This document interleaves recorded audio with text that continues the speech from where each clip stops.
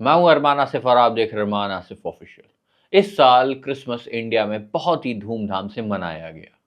तस्वीरें देखेंगे आप।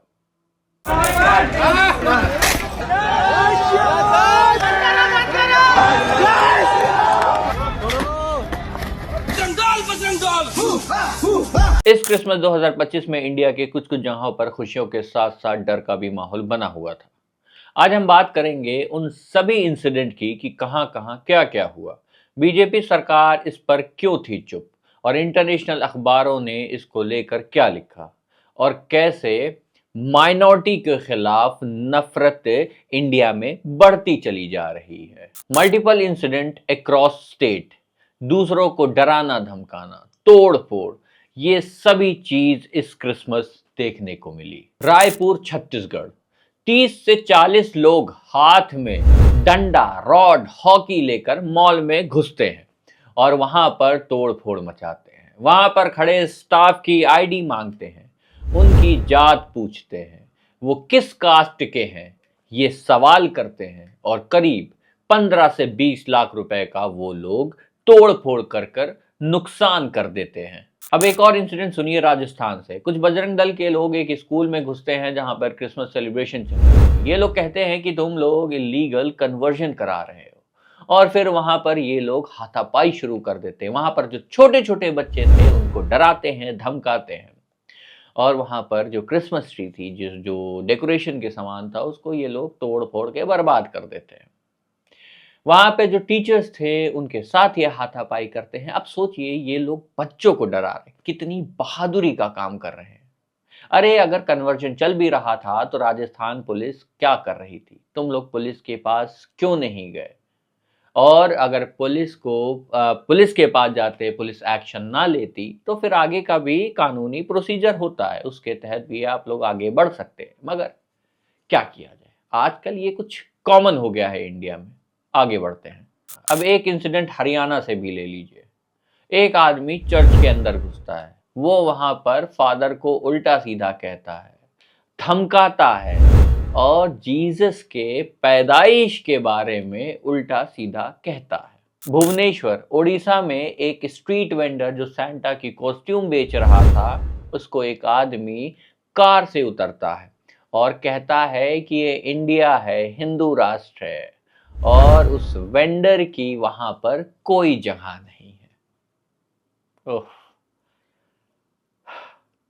आगे बढ़ते हैं। बरेली डिस्ट्रिक्ट उत्तर प्रदेश में कुछ राइट विंग्स के लोग चर्च के बाहर बैठ जाते हैं और वहां पर हनुमान चालीसा पढ़ने लगते हैं। इस वीडियो को अगर गौर से देखें तो इस वीडियो में पुलिस वाले भी नजर आ रहे हैं। पुलिस वाले अगर चाहते तो इन लोगों को वहां से हटा सकते थे कि भाई क्रिसमस है, लोग मना रहे हैं, आप यहाँ ये क्या करने लगे। मगर जितनी फुर्ती वो उन्नाव रेप पीड़िता को पुलिस वालों ने अरेस्ट करने में लगाई कि क्योंकि वो शांतिपूर्वक अपना प्रोटेस्ट कर रही थी, उसको घसीट के बस में भर दिया। मगर मजाल है पुलिस वालों ने इतनी फुर्ती यहां पर दिखाई है ना। और ऐसे इंसिडेंट भरे पड़े हैं, और अगर मैं सिर्फ इंसिडेंट बताने पर बैठ जाऊं तो ये वीडियो बहुत ही लंबी हो जाएगी। अब आइए, बीजेपी का स्टैंड इस पर क्या था। प्रधानमंत्री मोदी खुद तो चर्च गए थे, मगर एक्स पर एक पोस्ट नहीं लिखा गया कि ये सारी घटनाएं बंद होनी चाहिए और ये सारे लोगों पर इतनी कड़ी कार्रवाई होनी चाहिए कि एटलीस्ट आगे के लिए एक सबक बने।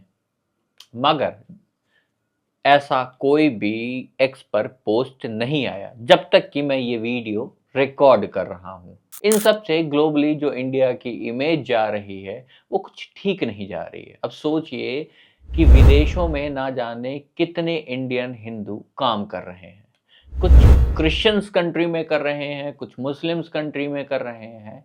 अगर उनके साथ वहां पर भी यही सब हो तो कितना खराब लगेगा। मगर कुछ पैरासाइट्स देश को धीरे धीरे कर दुनिया के सामने जो इंडिया की इमेज है उसको खराब करने पर लगे हैं। और जब विदेशी मीडिया इसके लिए कुछ अपने अखबार में छापे गई तो यही सब उठकर कहेंगे ये तो वेस्टर्न लोग हैं, ये तो ऑलरेडी इंडिया के दुश्मन ही रहे हैं। 2024 की ये रिपोर्ट देखिए, इसमें माइनॉरिटी के खिलाफ नफरत 74% तक बढ़ी है। अगर हम चाहते हैं कि इंडिया की इमेज ग्लोबली काफ़ी स्ट्रॉन्ग रहे, मजबूत रहे, तो हमें सबसे पहले इंडिया में ये जो सारी चीज़ें हैं, उसको सुधारना होगा। अगर हम सुधारेंगे, तो ये जो 2-4% ये जो नफ़रती खोर चिंटू घूम रहे हैं, ये अपने आप ही सुधर जाएँगे।